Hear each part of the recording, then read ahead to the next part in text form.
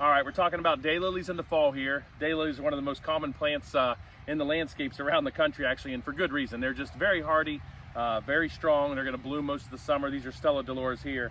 But they start to get a little ugly towards the end of the year, and you don't have to leave these go until winter. In fact, it's a little better if you don't. So when we get into late fall here, we cut our daylilies down to the ground. We put a little mulch to protect them. And it's also a great time to split and divide. So I'm going to kind of show you that. Once all the flowers are gone, you get the seed heads here. The daylily is not going to get any better at this point late in fall. So, you know, you can cut them down with several things. One of the things we use a lot around here for our ornamental grasses are some electric hedge trimmers. They work very fast. As you can see, it's a pretty quick way to take that down right to the ground. Obviously, the old hedge trimmers still work.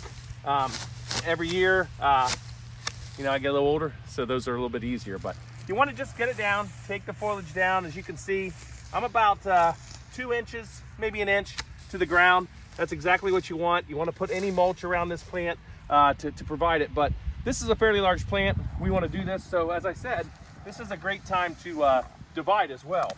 So just take a shovel. This is so easy to do. And fall is the perfect time because as you dig around the plant, it gives enough time for the roots to kind of come back.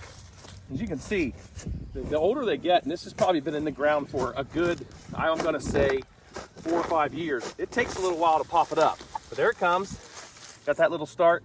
This is how easy it is. So I'm going to take my plant, I'm going to flip it over, and I'm going to divide this one into 4. So I'm going to quarter it right down the middle, just like that. And then I'm going to come here, and I'm going to come here.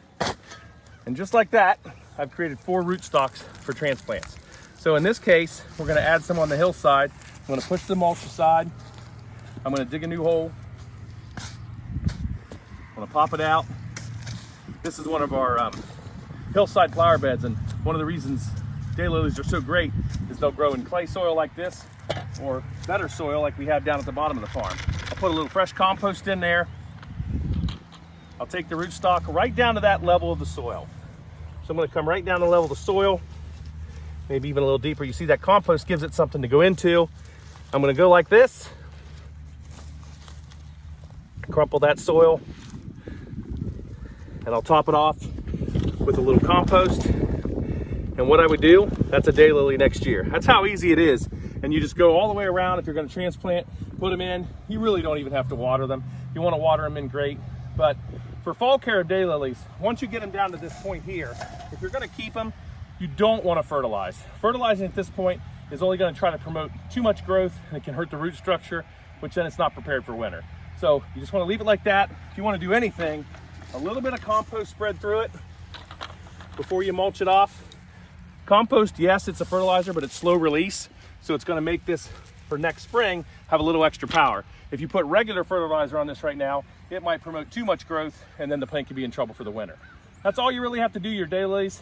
They'll come back next year, be perfectly strong, but I'll tell you, daylily care now prevents having to work with them in the spring, and you're set to go.